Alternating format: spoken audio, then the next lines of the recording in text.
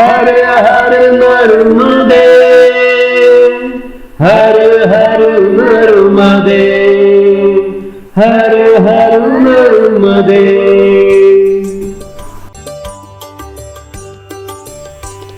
सबिंदु सिंधु सुस्खल तरंग भृंग रंजितम विषत्सु पाप जात जात कारिवारि संयुतम कृतांत दूत काल भूत भीत हारि वर्मदे त्वदीय पाद पंकजम नमामि देवी नर्मदे, नमामि देवी नर्मदे, नमामि देवी नर्मदे। नर्मदे हर 134 दिन की नर्मदा परिक्रमा पूरी कर प्रमदा मैया अब पहुंच रही है ओंकारेश्वर। और ओंकारेश्वर का यह जो भाग होगा इस वीडियो सीरीज का, यह अंतिम भाग होगा। इस दरमियान प्रमदा मैया जिस तरह से नर्मदा मैया से जुड़ी 134 दिनों में, उसी तरह से हमने लगभग 151 दिन लिए इस परिक्रमा को वर्चुअल स्तर पर पूर्ण करने के लिए। और इसी माध्यम से हम आपसे भी जुड़े, प्रमदा मैया भी आपसे जुड़ी, और हम और आप जिस तरह से इस दरमियान एक दूसरे से जुड़े थे, जो प्यार हमें आपसे मिला और प्रमदा मैया को मिला, हम और प्रमदा मैया आपके शतशः आभारी हैं। इस अंतिम भाग में प्रमदा मैया ने संकल्प पूर्ति की पूजा की। वह कैसे की जाती है, मानधाता की परिक्रमा का कितना महत्व है, यह सारी जानकारी उन्हीं की वाणी से सुनेंगे। यह अंतिम भाग इस नर्मदा परिक्रमा के वीडियो सीरीज का है, पर हमारा और आपका जो नाता अभी भी बना हुआ है ये बरकरार रहेगा। अभी आने वाले 15 दिनों में ही हम केदारनाथ जाने वाले हैं, वहाँ का ट्रैक करने वाले हैं, वहाँ से आगे बद्रीनाथ जी, और फिर जो भारत का उत्तरी सीमा पर पहला गांव कहला जाता है माणा, जहाँ पर वसुधारा फॉल्स हैं, जिसकी मान्यता खूब है। यह सारी जानकारी हम आपके लिए लेके आएंगे। तो आइए चलते हैं, आगे भी जुड़े रहेंगे और इस भाग को भी अभी प्रमदा मैया से सुनते हैं। नर्मदे हर।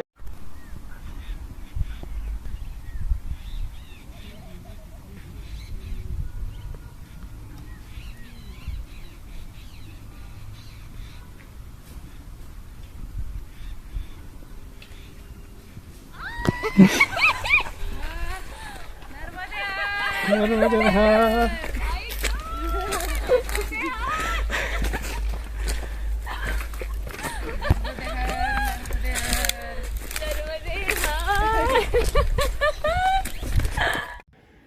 जब मैंने मेरे परिवार को देखा तो मतलब अचंभित हो गई कि ये यहाँ तक कैसे पहुँच गए, क्योंकि ये परिक्रमा का मार्ग का ही हिस्सा था। अभी तक तो मैं ओंकारेश्वर पहुंची नहीं थी। तो इसका बहुत बहुत धन्यवाद मेरे साथ जो मैया बाबा जी चल रहे थे, उन्होंने वो मेरे से पहले वहाँ पहुँच गए थे, और सौभाग्य से उनकी और मेरे परिवार वालों की बात पहले फ़ोन पे हो चुकी थी, तो वो एक दूसरे को जानते थे। तो उन्होंने फिर उनको बताया कि आप यहाँ जाके खड़े रहो, मैया जी यहीं से अभी ओंकारेश्वर के लिए प्रवेश करेगी। तो ये लोग छिप के बैठे थे। जैसे ही मैं आ गई वो तीनों सामने आ गए, मेरे भाई, मेरी बेटी और मेरे पति। और इनको तीनों को वहाँ देख के मैं तो मतलब क्या कहें, मैं शब्द नहीं है मेरे पास। जो आनंद था, मतलब जो संतुष्टि थी, जो बहुत सारी भावनाएं उमड़ रही थी, तो बहुत अच्छा लगा मुझे। और जैसे कि मैंने सब पा लिया ऐसे मुझे लग गया। तो फिर उनके साथ मैं ओंकारेश्वर आई, लेकिन आते ही आपको वहाँ पे जो संकल्प आपने लिया हुआ होता है, वो संकल्प की पूर्ति की पूजा तुरंत करनी होती है, क्योंकि ओंकारेश्वर में ओंकारेश्वर जी जो विराजमान है वो एक टापू पे विराजमान है, मैकल पर मानधाता पर्वत की। और जो अमलेश्वर है वो मुख्य भूमि पे है, नर्मदा मैया के किनारे। और हमारे शास्त्रों के अनुसार अमलेश्वर और ओंकारेश्वर दोनों मिलके हम उसे एक ज्योतिर्लिंग मानते हैं। तो इसीलिए दोनों के पर नर्मदा मैया का जो हमारा संकल्पित जल है, जो हमने साथ में परिक्रमा के दौरान लिया था, उसका अभिषेक करने के बाद ही हमारी संकल्प पूर्ति, परिक्रमा की पूर्ति समझी जाती है। तो अगर हमको ओंकारेश्वर जाना है तो हमें मैया को लांघना पड़ता है, क्योंकि ओंकारेश्वर टापू पे बने हुए हैं। इसीलिए हमको पहले संकल्प पूर्ति की पूजा पंडित जी से करवानी पड़ती है, ताकि हम अगले दिन या उसके बाद ही हम ओंकारेश्वर जा पाएंगे।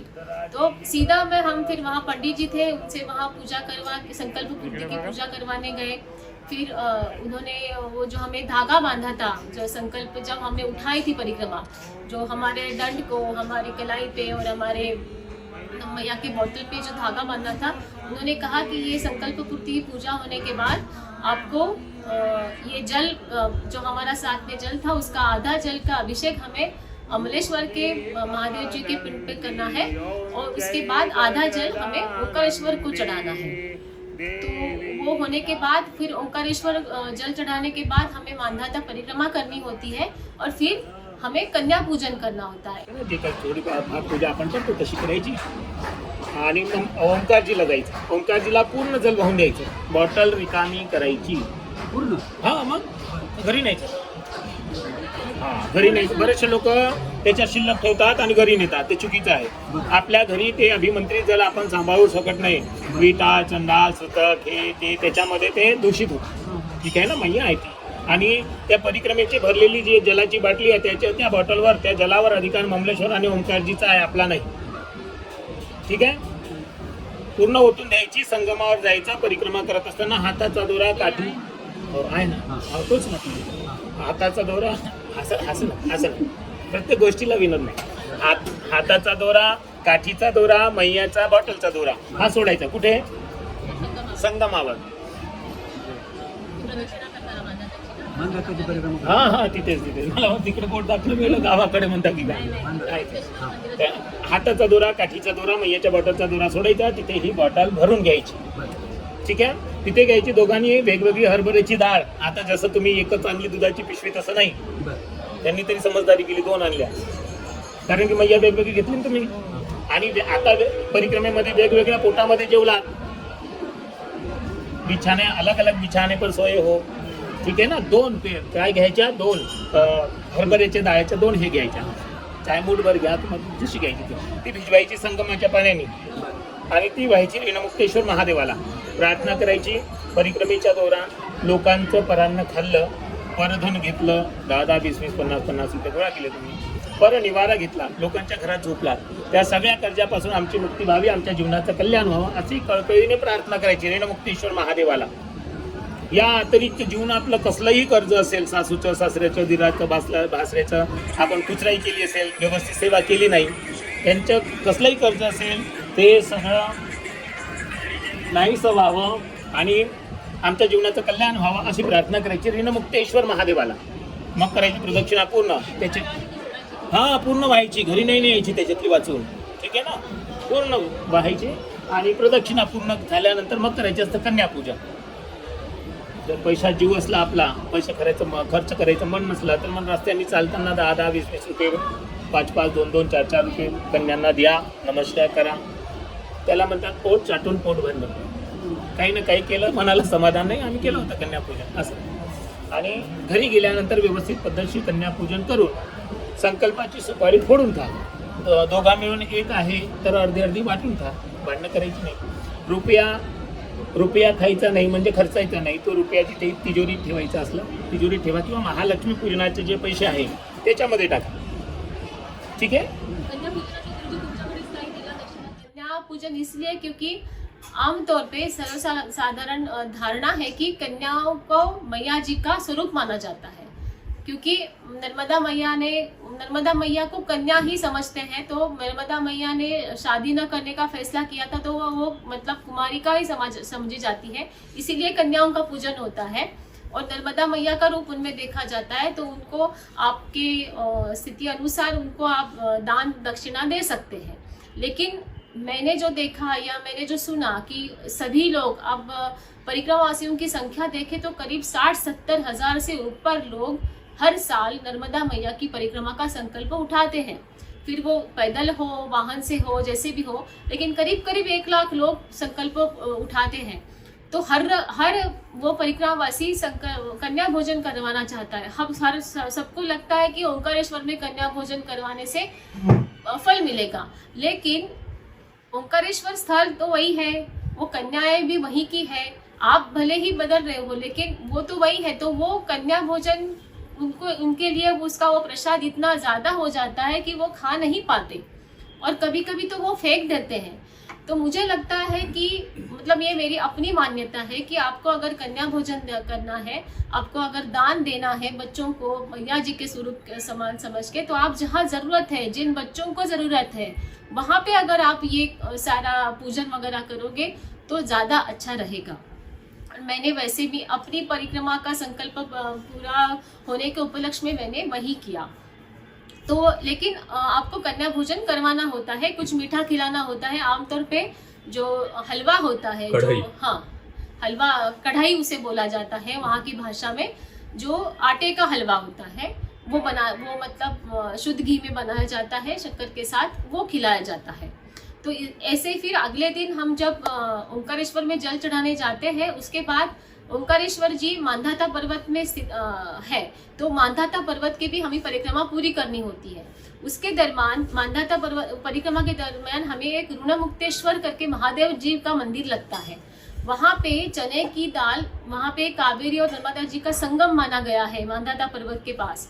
तो वहाँ पे वो चने की दाल भिगोई जाती है और वो भीगी हुए दाल से ऋणमुक्तेश्वर महादेव को उसको चढ़ाना होता है। इससे कहना है कि जब हम परिक्रमा के दौरान जिस जिस घर में गए या जिस जिस आश्रम में गए, जहाँ जहाँ लोगों से हमने सेवा ली है, अन्न लिया है या फिर विश्राम किया है, तो हम उनके ऋण में बंध गए हैं, उनके ऋणी हो गए हैं, क्योंकि उन्होंने हमें सेवा दी है, तो हम उनके ऋण में बंध गए। तो वो ऋण से हमें मुक्ति देने के लिए ये विधि करनी होती है, ऐसी मान्यता है। इसीलिए उस महादेव को ऋणमुक्तेश्वर कहा जाता है। तो वो सब करके हम फिर मांधाता परिक्रमा पूरी करते हैं। वो करीब 8 किलोमीटर है, 8 से थोड़ा कम होगा, 2-2.5 घंटे लगते हैं पूरी करने में। उसके बाद हमारी परिक्रमा, नर्मदा परिक्रमा पूरी तरह से संपूर्ण मानी जाती है और सफलपूर्वक उसका समापन होता है। तो ये ऐसे मेरी नर्मदा परिक्रमा करीब 134 दिन में मैंने मैया कृपा से पूरी करी। इसमें मैंने 3 दिन पूरा विश्राम लिया था, एक शिवरात्रि के दिन, एक नर्मदा मैया की जयंती के दिन और एक अमरकंटक में। ये 3 दिन मैंने पूरा विश्राम लिया था, मतलब ये जानबूझ के लिया था। तो ऐसे होके मेरा 134 दिन में नर्मदा परिक्रमा का पैदल का जो संकल्प मैंने लिया था वो मैया कृपा से पूरा हो गया था। नर्मदे हर। मैया, इस दरमियान तो 2 दिसंबर को आपने शुरू की 2023 जी, और 13 अप्रैल को आपने खत्म की 2024 जी।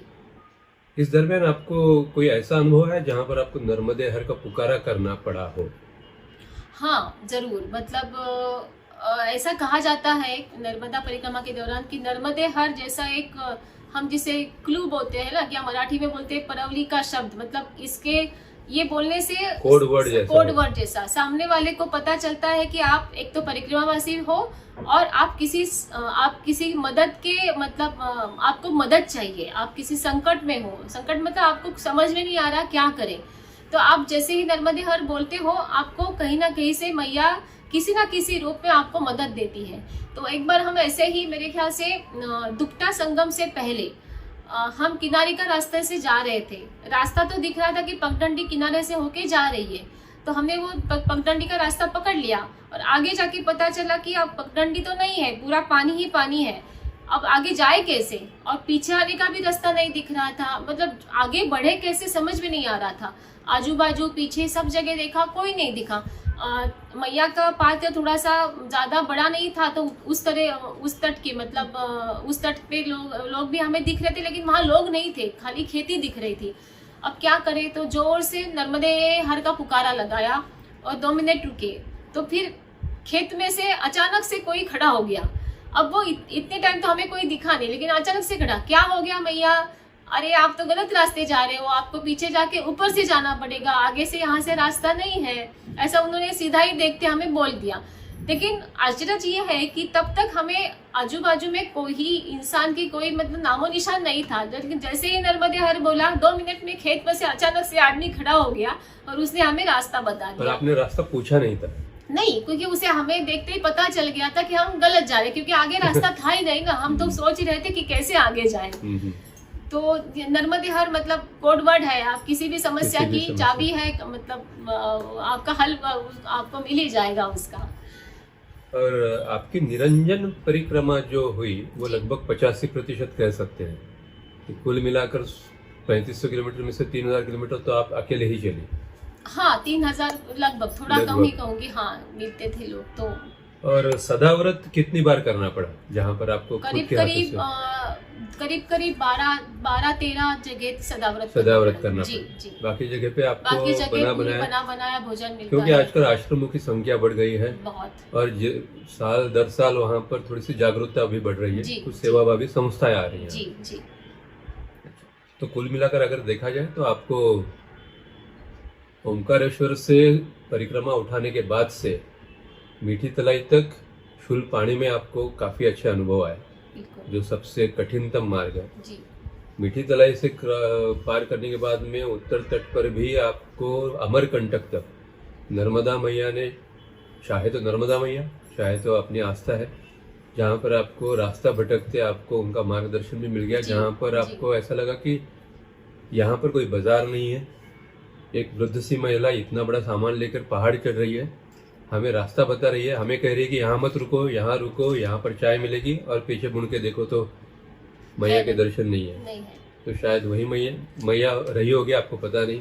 राह भटकते आपको हर जगह पे नर्मदे हर के पुकारे के साथ आपको मदद भी मिलती गई। जी तो आपको कई सारे ऐसे अनुभव, और इन अनुभवों के साथ कई सारे सुखद अनुभव, कई सारे लोगों का सुखद प्यार ममत्व हर जगह पर, बिल्कुल ऐसे आपकी 134 दिनों की परिक्रमा जी सुफल संपूर्ण। जी सफल संपूर्ण कह सकते हैं बिल्कुल।